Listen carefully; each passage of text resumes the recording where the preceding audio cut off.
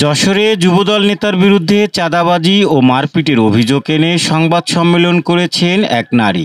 যশোর শহরের বারান্দিপাড়া এলাকার বাসিন্দা জেসমিন বেগম অভিযোগ করেন, যুবদল নেতা তারেক হাসান চুন্না এবং তার সহযোগীরা তার কাছে ৩ লাখ টাকা চাঁদা দাবি করেন।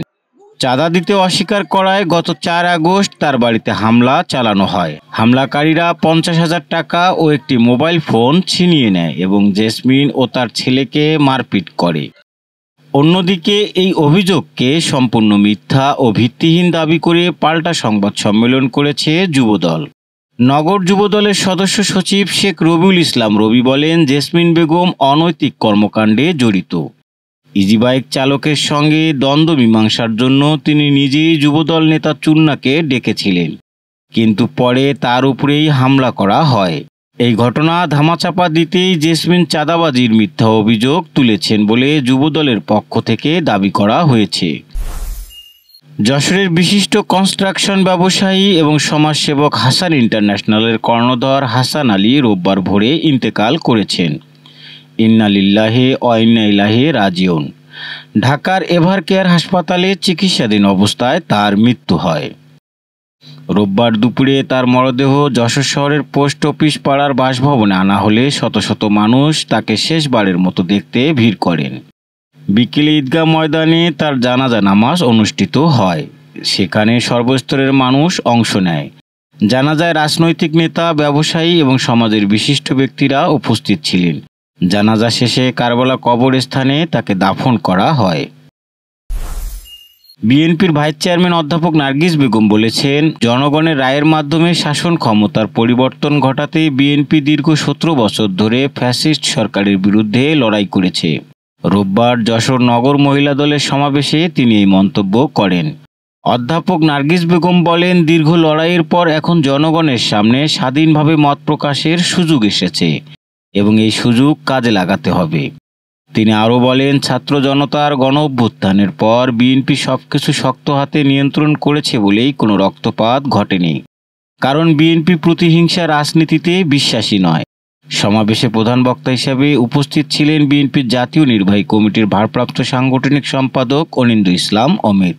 নারী সমাবেশে স্থানীয় বিএনপি ও অঙ্গ সংগঠনের নেতাকর্মীরাও উপস্থিত ছিলেন। যশোরের মুক্তেশ্বরী নদীর প্রায় ১০ বিঘা জায়গা ভরাট করে প্লট বিক্রির অভিযোগ উঠেছে।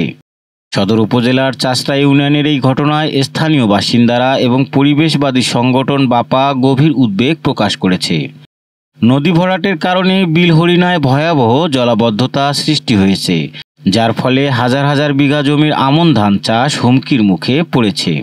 স্থানীয়দের অভিযোগ, একটি প্রভাবশালী চক্র দীর্ঘদিন ধরে মাছ চাষের নামে নদীর ওই অংশ দখল করে রেখেছিল এবং গোপনে জমির শ্রেণী পরিবর্তন করে নিজেদের নামে নামপত্তন করেছে। এখন সেখানে প্লট বিক্রির সাইনবোর্ড লাগানো হয়েছে। এই দখল উচ্ছেদ ও দোষীদের শাস্তির দাবি জানিয়েছে স্থানীয়রা।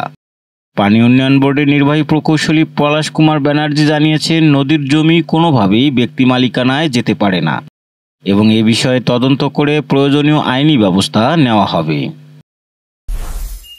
যশোরের চৌগাছায় অন্তরঙ্গ ছবি ও ভিডিও সামাজিক যোগাযোগ মাধ্যমে ছড়িয়ে দেওয়ার অভিযোগে প্রেমিক, তার মা, বাবা ও ভাইসহ ৪ জনের বিরুদ্ধে আদালতে মামলা করেছেন এক তরুণী। চৌগাছা উপজেলার মাকাপুর গ্রামের খালিদ হাসানের সঙ্গে ওই তরুণীর প্রেমের সম্পর্ক ছিল এবং তাদের বিয়ের কথাও চলছিল, কিন্তু খালিদ অন্য একটি মেয়েকে বিয়ে করায় তাদের সম্পর্ক ভেঙে যায়। এরপর খালিদ ওই তরুণীর কাছে অন্তরঙ্গ ছবি ও ভিডিও ব্যবহার করে ১ লাখ টাকা চাঁদা দাবি করে।